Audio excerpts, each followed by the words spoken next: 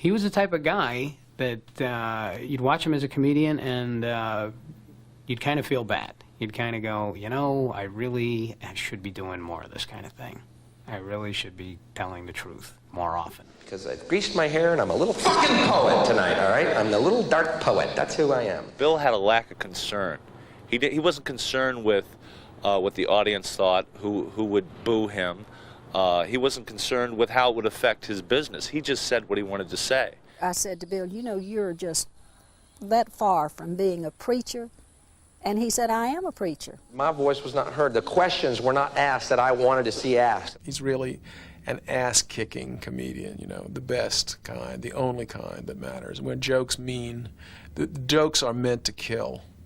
How many, quickly, how many non-smokers are here tonight? Non-smokers, by round of applause. Let's hear non-smokers.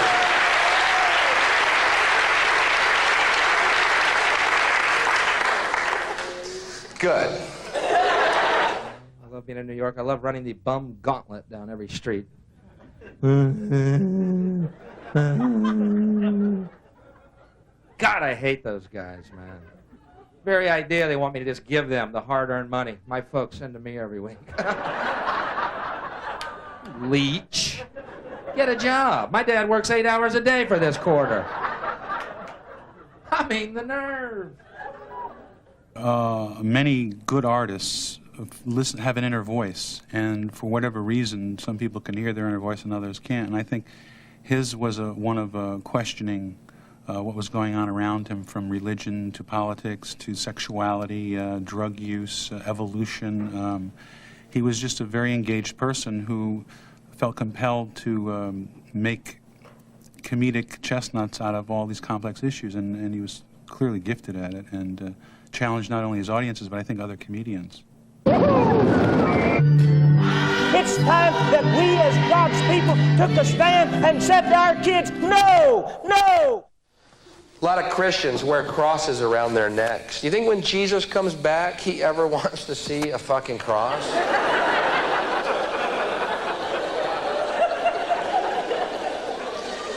It's kind of like going up to Jackie Onassis with a little sniper rifle pendant, you know?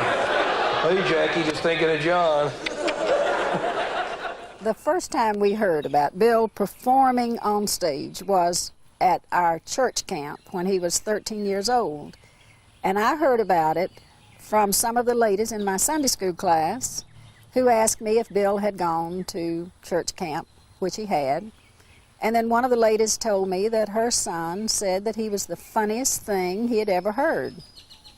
So after Sunday school, I went to our assistant pastor, who had been the camp pastor, and asked him what Bill did. And he said, well, Mary, he is very funny, but you may look at how you raised him. The Prince of Peace is back, but he's pissed off. Fuck you, pilot.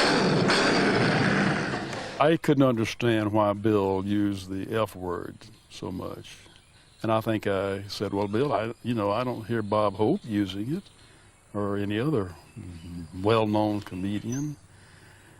And, of course, he didn't like that, and he didn't like Bob Hope too much, or anybody that I would mention. So, he took issue with that statement.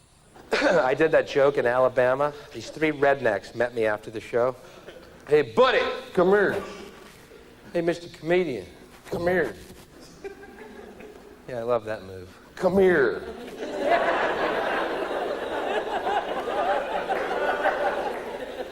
Not a physics major. I think that's a safe bet. Mr. Funny Man, come here. Hey, buddy, we're Christians. We don't like what you said. I said, then forgive me.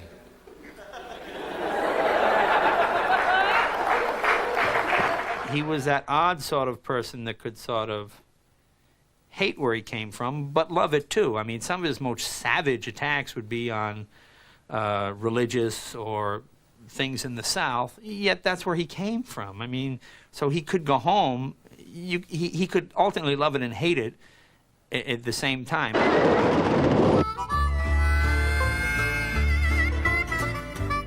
I was in Nashville, Tennessee last year, After the show, I went to a Waffle House. I'm not proud of it. I was hungry. And I'm alone, I'm eating, and I'm reading a book, right? Waitress walks over to me. Hey, what you reading for? Sound like the weirdest fucking question you've ever heard? Not what am I reading, but what am I reading for? Well, God damn it, you stumped me.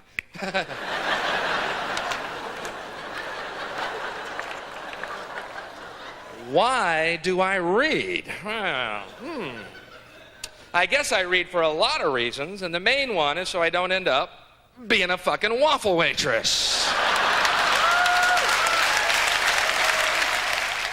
Bill and I both shared the love of the South and its sweetness and just really originality. It's like one of the few really still original places, I think, in America. And Bill knew that. But anytime you love something that much, you see all of its flaws tenfold.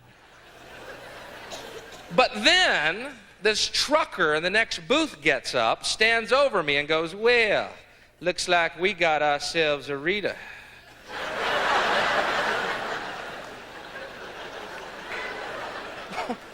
What the fuck's going on here? It's not like I walked into a Klan rally in a Boy George outfit. God damn it, it's a book! Please put it together. Give a warm Austin welcome for Dwight Slade.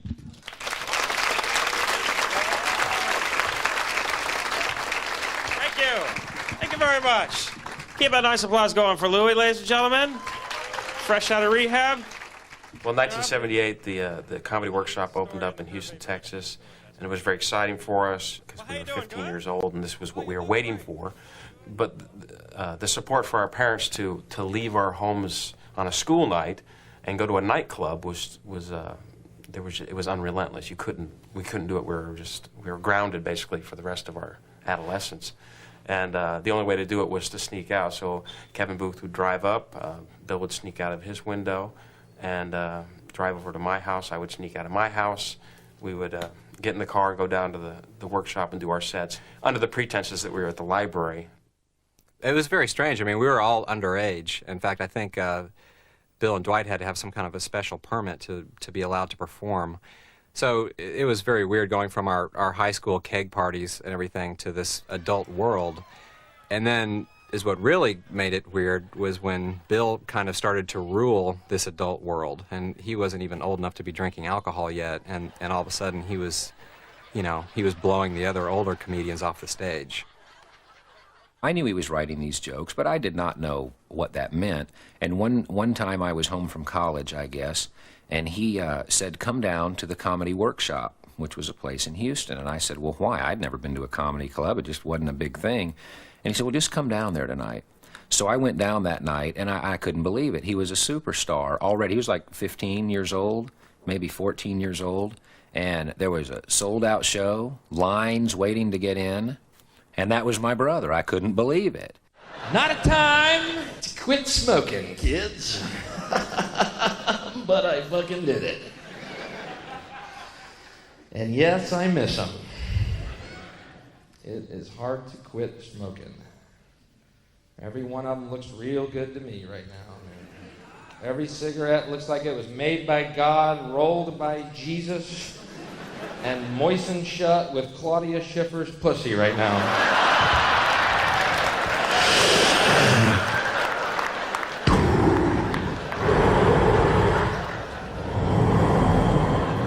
He really wasn't a comedian when I met him. He was starting to be a comedian. I mean, I knew him, 12, 13 years. He was still a kid. He was in high school, and I was playing in Austin, and he would come and listen. And, you know, when you're a comedian, you've been on TV, inevitably the comedy club owner always says, oh, there's a group of people in the city that, would you talk to them about comedy?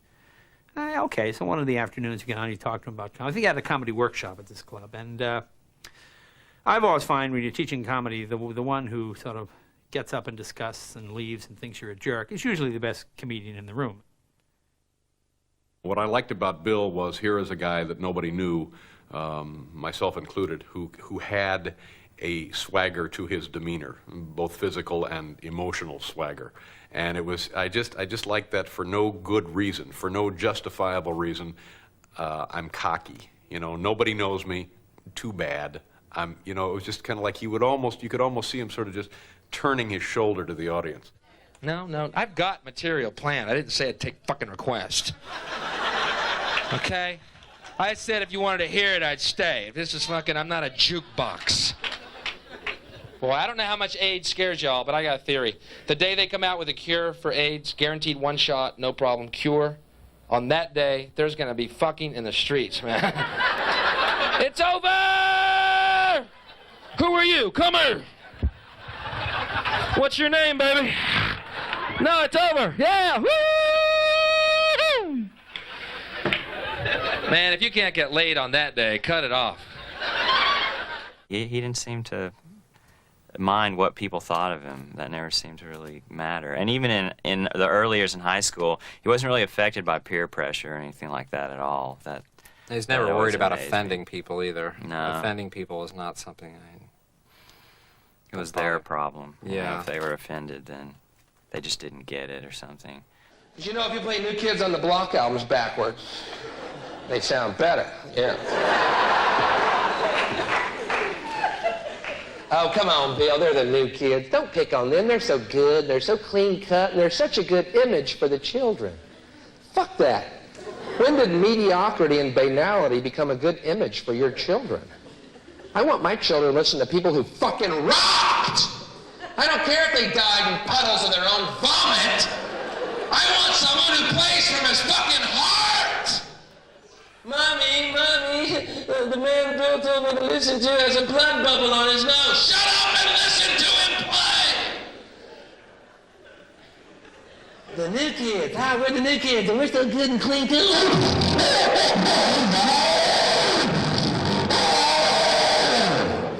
We're so clean cut.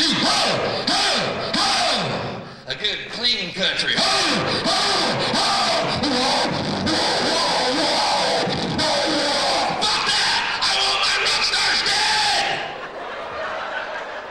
I want them to fucking play with one hand and put a gun in their other fucking hand and go, I hope you enjoyed the show! Yes! Yes! Play from your fucking heart!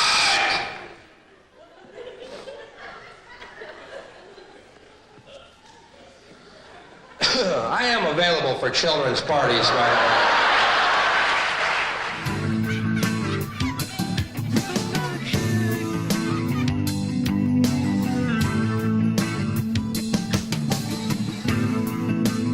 He was always interested in altered states, expanded awareness, ever since I knew him. I mean, we meditated and we did flotation tanks, sensory deprivation, all these things. And someone had told him that mushrooms caused these great altered states, so he wanted to try it. I believe that God left certain drugs growing naturally upon our planet to help speed up and facilitate our evolution. Okay, not the most popular idea ever expressed. Either that or you're real high and agreeing with me in the only way you can right now. We reached the point of realizing that the way to trip would be to go out into the woods and just, you know, be at one with nature. And that's when Bill stopped, I don't know, trying to combine the drugs and performing. And it was like two different things. I mean, it would almost be like a little religious quest. We'd go off out into my family's ranch or wherever and have our experience, and then he would come back to his life and try to reassimilate it into his comedy. We got pulled over tripping on acid one night, pulled over by the cops. Don't recommend it. Cops don't appreciate fish driving around. They frown on that. Long night, man. Cops were tapping on this window. We're staring at them in this mirror.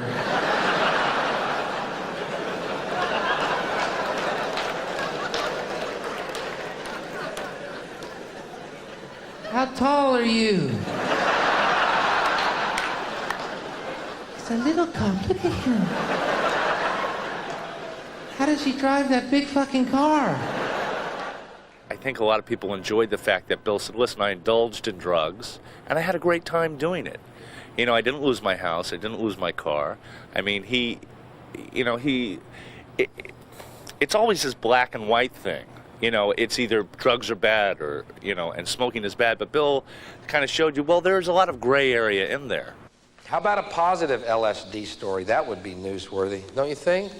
Anybody think that just once, to hear a positive LSD story? Today, a young man on acid realized that all matter is merely energy condensed to a slow vibration, that we are all one consciousness experiencing itself subjectively. There is no such thing as death. Life is only a dream, and we are the imagination of ourselves. Here's Tom with the weather.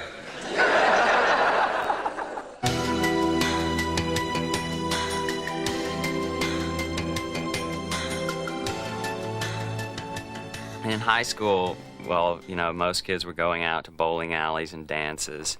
Bill wanted to go to porno movies and things like that, so we said, okay, let's go to a porno movie. So Bill calls up the porno place and says, what's the movie playing tonight? And Babylon Pink. Babylon Pink was the one that stuck in our memory. And then Bill calls back and says, what's it about?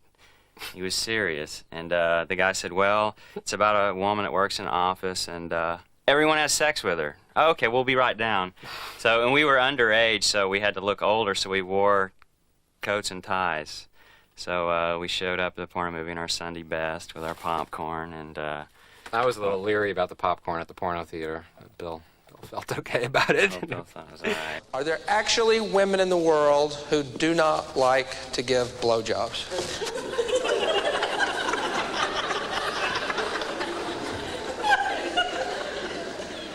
See a lot of guys on dates got their fingers crossed here tonight. Answer him, honey. Go ahead. Let's hear how you feel about this right now. What would always be surprising is when we go see Bill perform, is he would always have like a new twist that he didn't have for us, you know, as friends hanging out and talking. And he would give it one extra edge. And he would also bring his own personal life into it a lot of times. And we, you know, first time that I ever saw Bill like talking about masturbation on stage, I mean, I was just blushing for him. I couldn't believe it. But look how far we've come now. A woman one night yelled out, "Yeah, you ever try it?"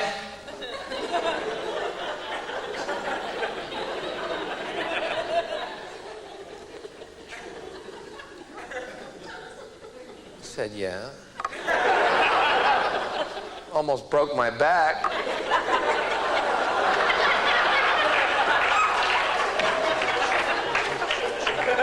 It's that one vertebrae, I swear to God. It's that close. I think that vertebrae is going to be the thing to go in our next evolutionary step. Just a theory and a fervent prayer. Yeah, now all the guys are going, honey, I have no idea what he's talking about. I think he's a devil child. That may be true, but guys, you know what I'm talking about. I can speak for every guy here in this room tonight. Guys, if you could blow yourselves, ladies, you'd be in this room alone right now, watching an empty stage.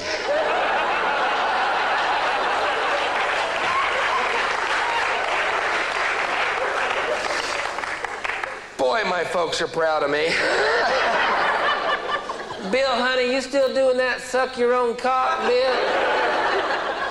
Yeah, Mom. Good, baby. That's such a crowd pleaser.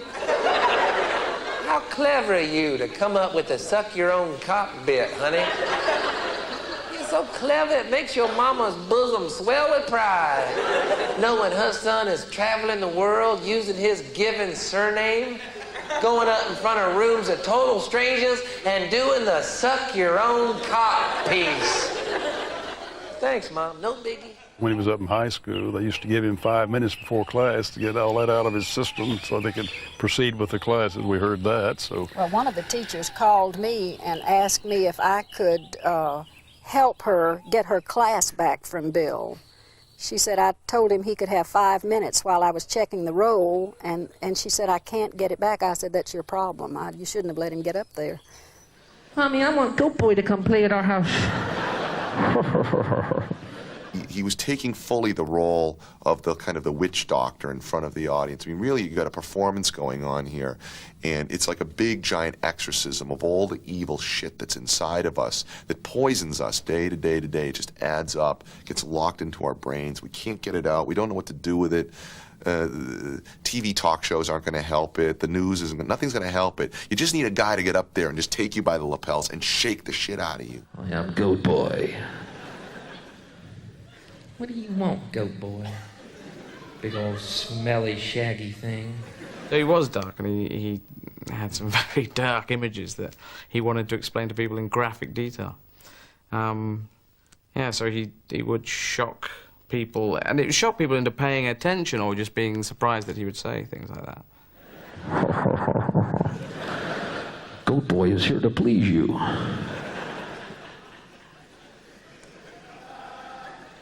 How?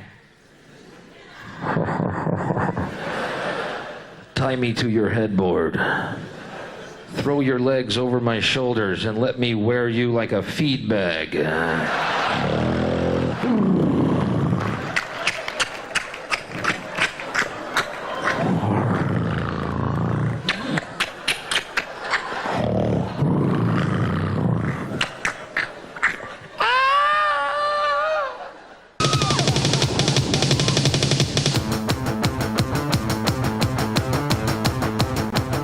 Bill and I's whole relationship was based around, like, you know, writing wacky songs and taking these photographs of ourselves, like trying to make ourselves look like rock stars. I really thought Bill and I were going to go on to be in a band together forever, and then he decided to be a stand-up comic. And so he was kind of split on that thing, but... He always wanted to be a musician. I mean, rock star, Yeah. I think, was the #1 thing. He was fascinated with, you know, Alice Cooper and rock music and you know, the Jimi Hendrix story, and he was Kiss. He was fascinated by those theatrics and that power.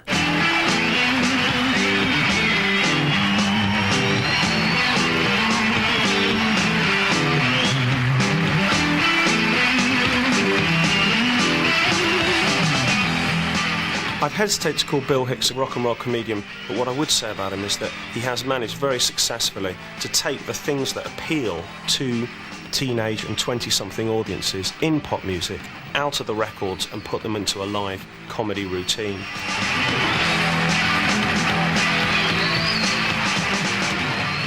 The reason a lot of young middle-class people didn't used to be interested in comedy at all was because the comedians weren't talking about anything that they were interested in, and the reason they were into music instead was because the musicians were. Bill Hicks has taken a lot of those concerns and he's put them into humorous situations, and that's why he has a rock and roll appeal. It's great to be here. I thank you. I've been on the road doing comedy for 10 years now, so bear with me while I plaster on a fake smile and plow through this shit one more time. Most comedians perform in front of television audiences and don't have a life in front of an audience, a real long life in front of the public. But he was performing like, you know, 250, 280 days a year, he told me. And therefore, he really was good, masterful with an audience, easy, at ease with an audience. He could think on his feet. By the way, if anyone here is in advertising or marketing, kill yourself. Thank you. Thank you. Thanks. Just a little thought. I'm just trying to plant seeds. Maybe one day they'll take root. I don't know. You try. You do what you can. Kill yourselves. Seriously, though, if you are, do. No, really. There's no rationalization for what you do, and you are Satan's little helpers, okay? Kill yourself. Seriously. You're the ruiner of all things good. Seriously. No, this is not a joke. He's going to be a joke coming. There's no fucking joke coming. You are Satan's spawn, filling the world with bile and garbage. You are fucked and you are fucking us. Kill yourself. It's the only way to save your fucking soul. Kill yourself. It wasn't like a guy who just comes up and stands at a mic and lays out one-liners, but rather that there's this sort of tornado moving around the stage and cycling around and throwing all this energy out at you. And it was his bravery, you know, where he was able to go on stage. And because you look at them as well, like he played the Dominion, And for any comedian over here to play the Dominion, they'd be kind of going, no pause, so just quickly get the material out, like, you know. And you can see Bill on stage just reflecting and, like, you know, thinking, what am I going to think about next? I know what all the marketing people are thinking right now, too. Oh, you know what Bill's doing? He's going for that anti-marketing dollar. That's a good market. He's very smart. Oh, man, I am not doing that. You fucking evil scumbags. For all the talk about Bill being like Hendrix or Dylan or Jim Morrison or Lenny Bruce, it was Jesus Bill wanted to be. He wanted to save us all. But Bill got freeze-framed in the scene where Jesus went through the temple and said, "This is my Father's house and you've turned it into a den of thieves." Because that's what Bill always wanted to do. He wanted to be Christ at his angriest. You know what Bill's doing now? He's going for the righteous indignation dollar. That's a big dollar. A lot of people are feeling that indignation. We've done research. Huge market. He's doing a good thing. God damn it, I'm not doing that, you scumbags. Quit putting a goddamn dollar sign on every fucking thing on this planet. I personally do not believe in burning the flag. It's a personal belief, but I'll tell you something. I think people are overreacting. Oh, just a little bit. Hey, buddy, my daddy died for that flag. Well, I bought mine. Sorry.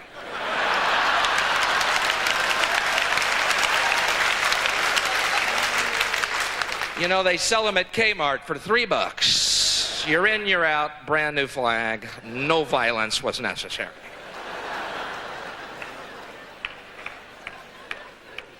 Hey, buddy, my daddy died in the Korean War for that flag. What a coincidence. My flag was made in Korea.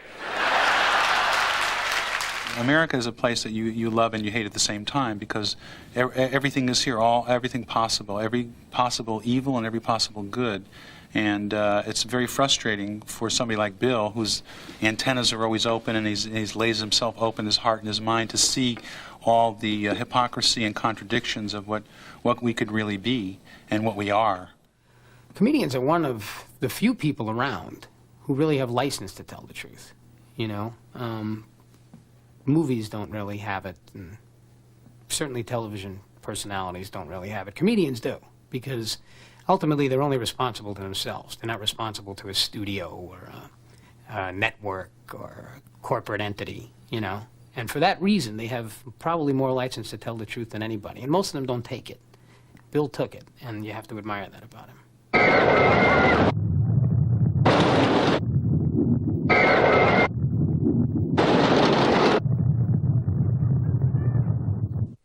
First of all, this needs to be said.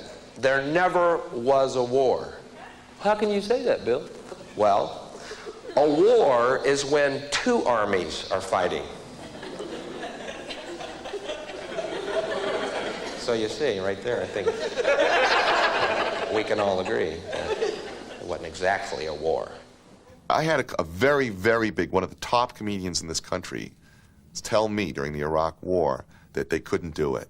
They said they wouldn't put their neck on the line. They were against the war and they wouldn't say anything because they basically felt that you watch those little bags of money just fly away. It's like, kiss your career goodbye. He had absolutely phenomenal stuff about the Gulf War. And it was because you get the English comics coming out and going, hey, the Gulf War, and doing some really dodgy, you know, crap stuff about it. And Bill just went out and went, look, this is what's happening.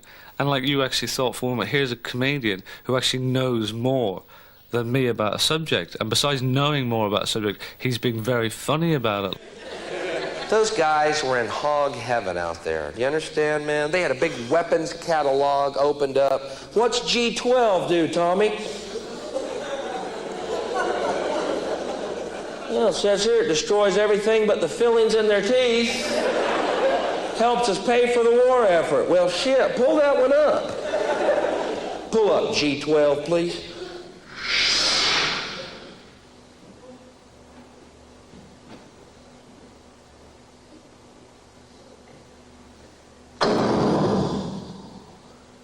Cool. What's G13 do? See, I think Bill said a lot of things that were so true that, you know, they just couldn't deal with it. I mean, you can't, certain people can't take but so much truth. And he would never, with me, I would tell you truths, but then I'd let you off and I'd tell you something real, real funny. and make you laugh, but I'd make you think again and make you laugh. See, you know, a spoonful of sugar makes the medicine go down. But wasn't no spoonful of sugars with Bill. I love talking about the Warren Commission. I love talking about the Kennedy assassination as well. The reason I do is because I'm fascinated by it. I'm fascinated that our government could lie to us so blatantly, so obviously, for so long, and we do absolutely nothing about it. I think that's interesting in what is ostensibly a democracy. Sarcasm. Come on in. People say, Bill, quit talking about Kennedy, man. It was a long time ago. Just let it go. All right? It's a long time ago. Just forget it. I'm like, all right, then don't bring up Jesus to me. As long as we're talking shelf life here, you know. I brought him to the attention of the Letterman show back in the mid-'80s, I suppose. He was still too far off the wall for the Tonight Show, which was the more mainstream show. And the Late Night with David Letterman was sort of the crazy take-a-chance program. And he was well suited to that. I remember bringing them down, and Morty, the producers, and they would hear him and go, Bill, this is good, but can you change this?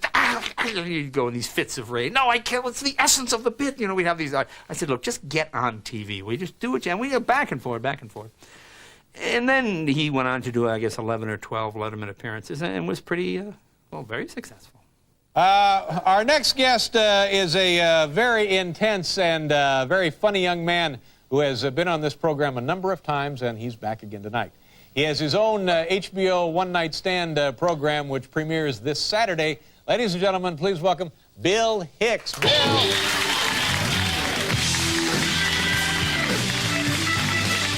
We had heard of him, and he came on the show, and it did very well, as I recall, his first time. And that was great for us, because we're always looking for somebody to come on and just blow the roof off the place. And so we thought, this is great. We have a new guy here who has been very effective. And then, of course, you worry, well, can he do it again? You know, will the subsequent shot hold up?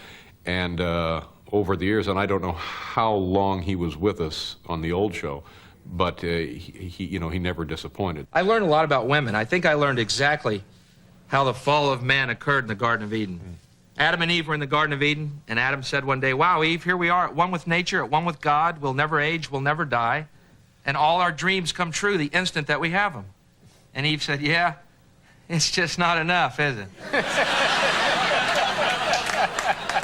We always push the envelope by seeing, okay, just how much of a fuck you attitude can you have without going over the line on network television? And that was always the thrill of presenting him.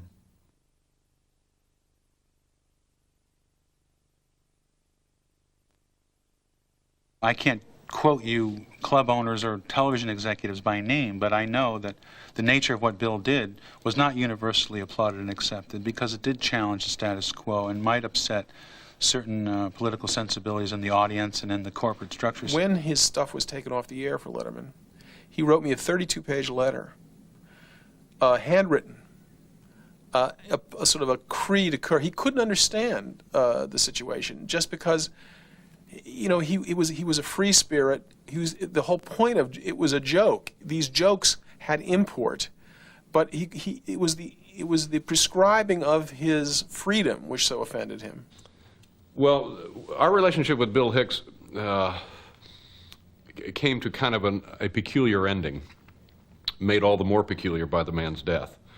And I have personal regrets about how our relationship developed prior to his death. So it makes me doubly sad that he's now not around so that we can, I think, correct mistakes that were made on his behalf. So I feel a personal sense of regret regarding that.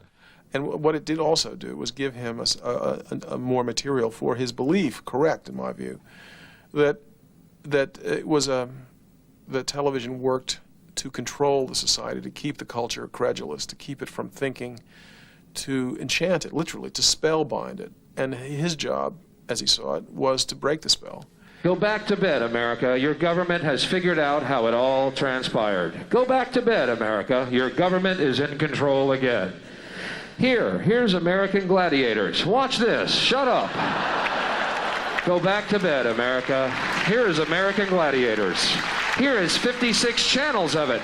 Watch these pituitary retards bang their fucking skulls together and congratulate you on living in the land of freedom. Here you go, America. You are free to do as we tell you. You are free to do as we tell you.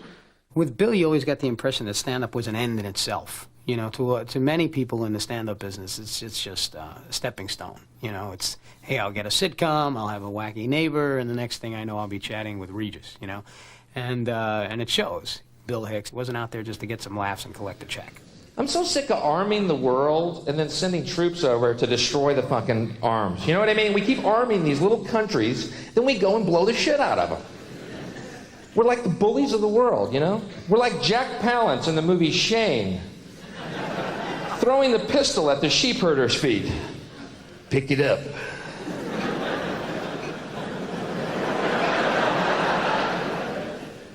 I don't want to pick it up, mister. You'll shoot me.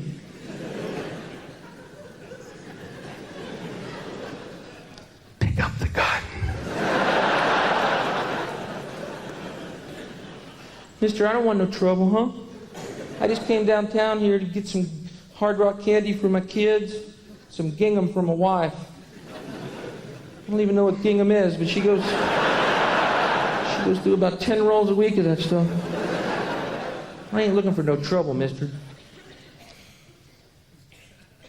Pick up the gun.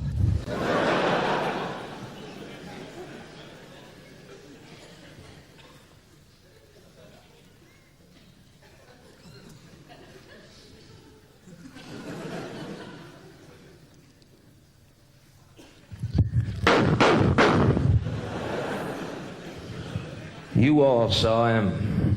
He had a gun.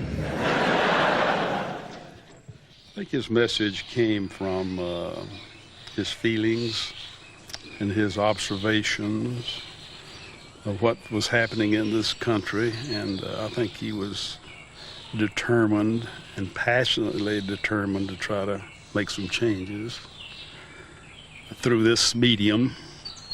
He was on a mission. He was on a journey, and the point was that he did make that journey exciting for anybody who managed to meet him on it. It's just a ride. And we can change it anytime we want. It's only a choice. No effort, no work, no job, no savings of money. A choice right now between fear and love.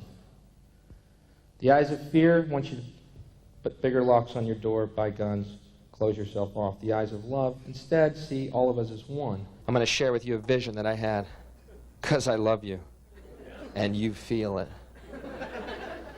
You know all that money we spend on nuclear weapons and defense every year, trillions of dollars, correct?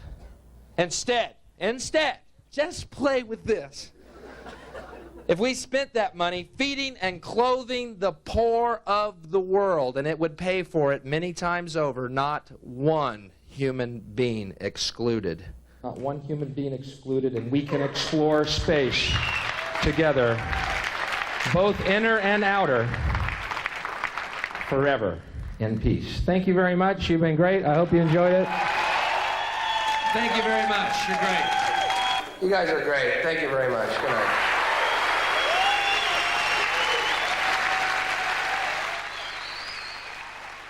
It would have been a wonderful thing to see him as a sort of a 60-year-old curmudgeon, like still smoking and drinking and looking terrible and talking about losing weight and never doing any of those things. It's just a great tragedy. It's very, very sad.